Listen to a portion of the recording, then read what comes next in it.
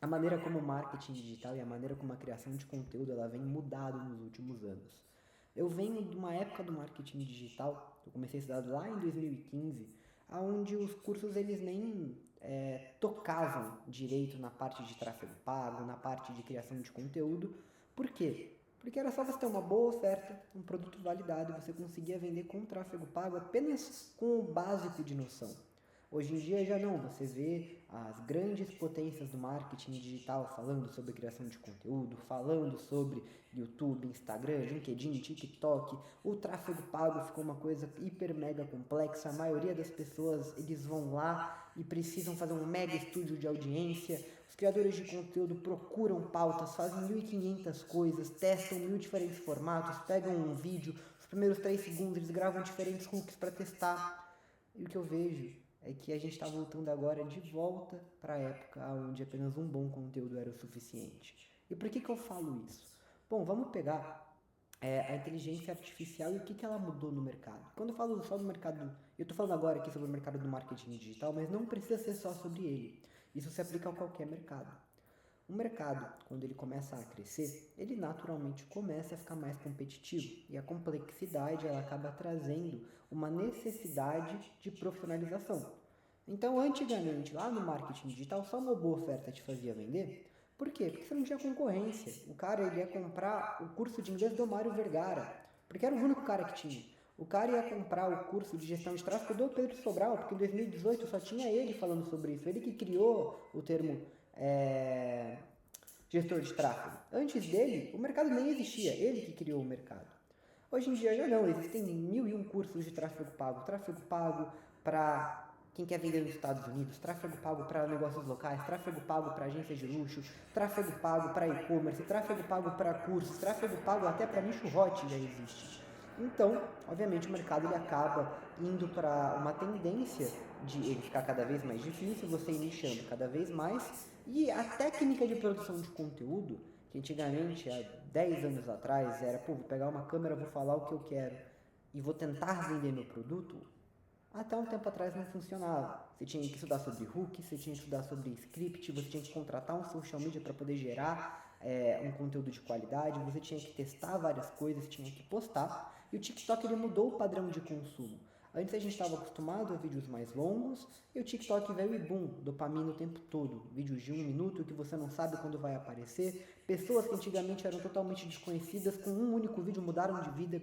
A gente pode pegar vários casos aqui no Brasil, ou até mesmo lá nos Estados Unidos. Se a gente pegar a Charli D'Amelio, uma das maiores influencers hoje em dia do mundo, e ela cresceu fazendo dancinha. Tanto que até ela disse há mais ou menos 1 ano e meio atrás, antes do TikTok praticamente quase sair do mercado americano, né? Eles acabaram que eles não saíram porque teve uma jogada política lá, que uma empresa americana comprou uma parte do TikTok da China, mas isso não vem ao caso agora. Antes disso acontecer, ela gravou uma série de vídeos meio que contando coisas que ela queria ter contado para a audiência, mas ela não podia porque ela tinha medo de perder a audiência. Mas como ela já ia perder de qualquer forma porque o aplicativo ia sair do ar, ela posta esse conteúdo falando, nem eu sei por que eu cresci tanto. Então o TikTok ele trouxe essa nova dinâmica de uma criação de conteúdo mais rápida, de uma criação de conteúdo onde você tinha que jogar para fora o que você tinha que falar, uma criação de conteúdo que ela era mais fácil de gravar, mas ao mesmo tempo trazia uma complexidade no qual cada palavra ela tinha que ter algum significado. Cada palavra ela era scriptada. A edição de vídeo ela começou a ficar uma coisa hiper complexa para apenas 1 minuto. Tinha que ter corte visual a cada 3 segundos. Tinha que ter diversas formas de você poder manter a atenção da pessoa. Só que hoje, depois de mais ou menos, o TikTok começou a bombar em 2019, apesar dele ter esse nome desde 2017, mas vamos pegar desde 2019. Hoje, depois de 6 anos, eu sinto que o público ele vem cansando. Ou pelo menos o público um pouco mais inteligente. A criançada, o pessoal que está na rede social mais para se divertir, eles continuam gostando e tá tudo certo. O aplicativo foi feito para eles. Mas eu percebo que tem uma parcela de pessoas, principalmente eu, alguns amigos próximos, eu vejo que no YouTube isso aí também está acontecendo, de pessoas que querem um conteúdo mais denso, um conteúdo mais profundo, um conteúdo onde ele não necessariamente é 100% scriptado, não necessariamente ele vai ter hooks de atenção, mas ele é um conteúdo que traz consigo uma mensagem, ele tem começo, meio e fim, e ele te traz, ele te leva a pensar. E a gente vê isso com alguns canais crescendo cada vez mais. O do Elton, que é um cara que ele pega a câmera dele e começa a falar bastante o que ele quer falar sobre a área dele. A gente consegue ver que o Alex Hormozi, ele começou a fazer um negócio mais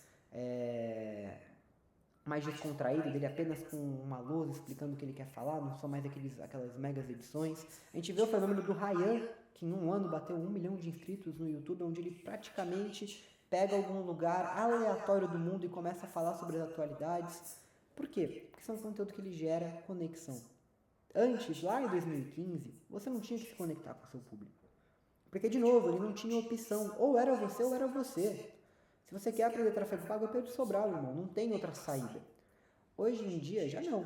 Tudo bem, o Pedro Sobral é o maior, é um cara que eu gosto pra caraca, é um cara que eu me conecto com conteúdo, mas talvez uma parcela da população não se conecte com aquele conteúdo daquele criador. E ele vai ter outra opção. Thiago Tesma vai ter, sei lá, 1.500 gestores de tráfego que podem ensinar pra ele o que ele quer aprender. Não tem apenas mais o Pedro Sobral. E por mais que essa criação de conteúdo em massa, scriptada, e que ela é focada em resultado, ela acaba se distanciando da sua comunidade. Porque, por exemplo, eu já vi isso várias vezes. Eu tive uma agência de tráfego orgânico e o segredo para você viralizar é você modelar o que está dando certo. Então, lá em 2019, eu criei um sisteminha com Python, pegando uma API pública do TikTok, onde eu conseguia baixar todos os vídeos dos meus concorrentes. Então, eu pegava lá, vou falar sobre tráfego pago, já que a gente está nesse evento. Eu vou pegar todos os vídeos que o Pedro Sobral postou, esse programa ia me cuspir uma planilha, e eu ia fazer um filtro dos vídeos com mais visualização do Pedro Sobral para menos visualização. Eu pegava os 3 vídeos mais virais da história dele e os 3 vídeos mais virais dos últimos 30 dias. E era isso que eu fazia para gravar conteúdo. Essa é uma forma que ela funciona, mas quando eu modelo outra pessoa, eu perco uma parte de quem eu sou. Porque eu estou modelando o conteúdo. Por mais que eu fale da minha forma, por mais que eu tente trazer o meu conteúdo, eu não estou falando algo que necessariamente eu pensei ou que necessariamente esteja conectado com a minha visão de mundo. Então, esses tipos de conteúdo mais longos, onde você pega uma câmera e começa a falar, eles acabam trazendo de volta essa cultura de criar uma comunidade. E é justamente por isso que eu comecei esse canal aqui agora, justamente por isso que eu também estou falando sobre esse tema no meu primeiro vídeo. Porque eu quero explicar o motivo de eu estar criando isso e fazer meio que uma metalinguagem, né? Tem uma série, para mim uma das séries mais geniais, chamada The Rehearsal, que é praticamente uma série dentro de é praticamente um documentário dentro de um documentário, explicando que é um documentário, mas é uma sátira. Ou seja, uma metalinguagem. Ele está explicando que é um documentário, fazendo um documentário, mas ao mesmo tempo você sabe que o documentário é falso. Então eu queria fazer algum vídeo tipo de metalinguagem, que é uma coisa que eu gosto, e também para explicar o porquê eu acredito nesse tipo de criação de conteúdo. Porque eu também não comecei o vídeo me apresentando, falando, prazer, meu nome é Pedro Salum, trabalho com marketing digital desde 2015, sou sócio de uma das maiores escolas para jovens do Brasil, com 44 mil alunos, faço evento para 1.000 pessoas, lanço professores de Harvard. Eu poderia já começar assim. E, na teoria, esse é o tipo de hook que há 4 anos atrás iria chamar a sua atenção. Você fala, caraca, esse cara é muito bom. Só que existem caras muito bons no mercado digital. Eu não sou o único lançador, eu não sou o único cara que conseguiu pegar um projeto de 0 a 44 mil alunos. Eu não sou o único cara que faz projetos em Stanford. Existem vários outros no mercado. Mas talvez essa minha capacidade de juntar o meu mundo intelectual com o que eu quero falar, isso possa acabar criando uma conexão com você. Então nesse vídeo, cara, eu falei de TikTok da Charme, eu falei sobre The Rehearsal, que é uma série que eu gosto, eu toquei um pouco da minha experiência, eu dividi um pouco o meu conhecimento de uma forma que se fosse num vídeo longo, se fosse num vídeo curto, não teria como. Não teria como eu chegar aqui, ligar a câmera e falar tudo isso que eu falei em apenas 1 minuto. Precisa de um certo tempo para poder criar uma linha de narrativa de maior sucesso. Então, por isso que eu vejo que o youtuber está crescendo cada vez mais. Eu também venho estudado alguns lançamentos e sabe o que é muito interessante? Um dos maiores lançamentos do mundo foi feito pelo Ayman Gatsi. Para quem não conhece, ele é o cara que transformou nos Estados Unidos o mercado de social media. Então, aqui no Brasil, a gente não tem uma figura que trouxe, né, o mercado de social media para o Brasil. A gente tem o Yezer, que fala de criação de conteúdo, a gente tem um ou outro creator que fala sobre isso, o Paulo Cuenca, mas a gente não tem uma pessoa que levantou a bandeira de crie uma agência de Social Media Manager, SMMA, que é uma sigla que se você está no mercado, se você fala inglês, você provavelmente viu o seu YouTube de 2020 a 2023 lotado de conteúdo sobre isso. Então esse cara, esse Simon Getz, ele criou esse mercado, ele criou essa noção para o público jovem de que, pô, você com 17 anos consegue ganhar $3.000 por mês apenas fazendo Instagram de outras marcas. Então ele criou esse mercado, assim como o Pedro Sobral criou um mercado de gestor de tráfego, que até 2018 ninguém sabia. Tráfego pago era lá, apertar botão, torcer para dar certo, fazer uns cálculos muito loucos e fé. O Pedro não, ele trouxe uma metodologia, ele te ensinou a fazer uma empresa, a criar uma agência, a vender esse mercado. Então, o Simon Getz foi esse cara, ele foi o precursor do SMMA. E ele, durante muito tempo, não vendia cursos disso, ele vendia a própria agência. Depois ele começou a vender os cursos dele, e o que é interessante, por mais que ele vendesse sobre Instagram, por mais que ele vendesse sobre TikTok, ele era um cara hiper focado no YouTube. O que acaba trazendo um paradoxo que é, irmão, você está vendendo um produto, a sua agência, que ela é focada, especializada em Instagram, mas seu Instagram não é o seu ponto forte. Isso começou a me fazer pensar, cara, por que um cara que entende sobre isso, ele claramente tem resultado, ele sabe gerar comunidade, ele sabe criar conteúdo, por que ele está focado no YouTube? Eu comecei a estudar mais esse mercado. Primeiro, um inscrito é muito mais difícil de conseguir do que um seguidor. Você pode perceber aí, você deve seguir umas 1.000, 3.000 pessoas, é a média do Brasil, de 1.000 a 3.000 pessoas. Mas no YouTube, se você tiver inscrito em mais de 200 canais, é muito difícil. Você provavelmente está nessa faixa dos 200. Eu uso o YouTube desde 2013 e eu acho que eu sigo uns 96 canais. Eu uso o Instagram desde 2016 em escala, né, que eu uso todos os dias. Entrei um pouquinho depois do que o YouTube tinha antes, mas era mais para uso pessoal, mas eu comecei a consumir conteúdo no Instagram de fato, foi lá para 2016, e eu sigo 1.800 pessoas. Por quê? Porque é mais fácil você seguir, é mais tranquilo, e o YouTube, por algum motivo, ele é mais complicado você ter um inscrito. Então, você criar uma comunidade no YouTube é mais complicado. Tem um estudo que eu estava estudando um pouco mais sobre esse mercado, que fala que, cara, para você dar certo, você tem que fazer mais de 100 vídeos.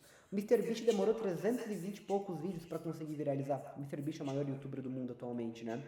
Então, você saber, eu, por exemplo, que estou começando agora esse canal, saber que provavelmente só daqui a 100 vídeos eu vou começar a ter um pouco de sucesso, é meio complicado.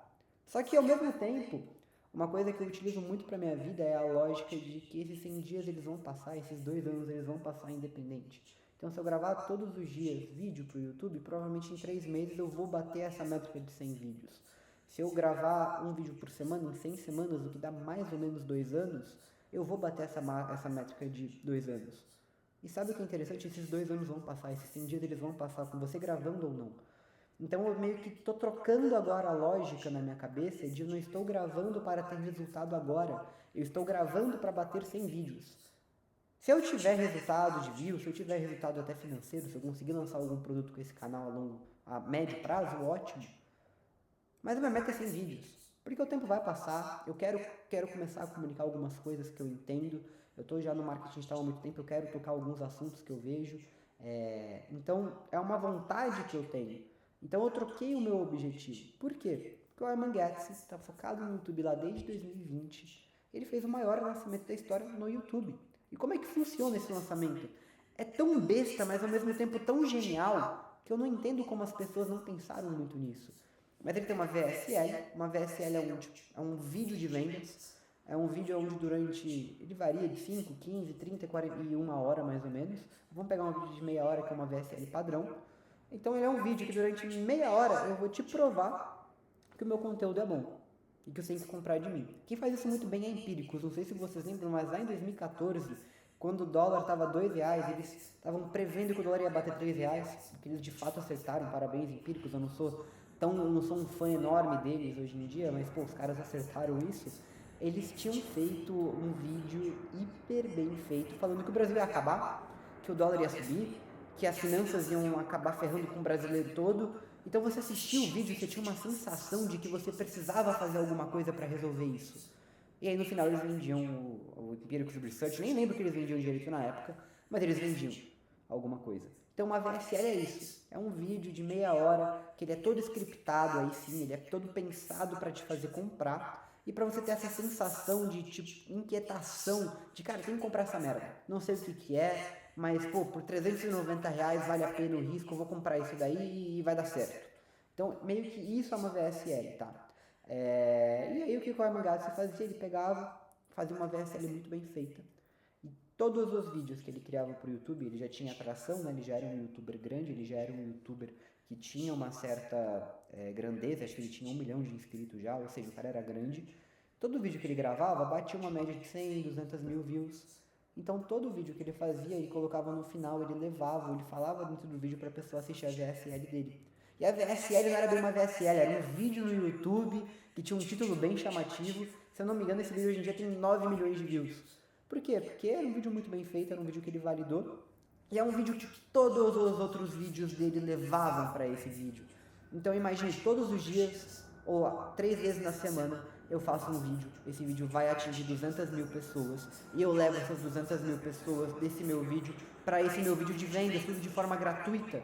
De forma que eu não preciso injetar tráfego pago. Eu até posso se eu quiser escalar, mas eu não preciso. É uma maneira tão óbvia, mas ao mesmo tempo tão genial, que quando eu bati o olho naquilo, eu falei, porra, é isso. Eu não quero ficar eu não quero ficar criando conteúdo no Instagram, eu não quero ter que ficar modelando o conteúdo de outras pessoas. Eu quero literalmente abrir a câmera e falar coisas que eu estou vendo, coisas que eu estou estudando, novas ações que eu estou fazendo na empresa. E se isso, a longo prazo, me possibilitar gerar uma mesma estratégia dessa, lindo.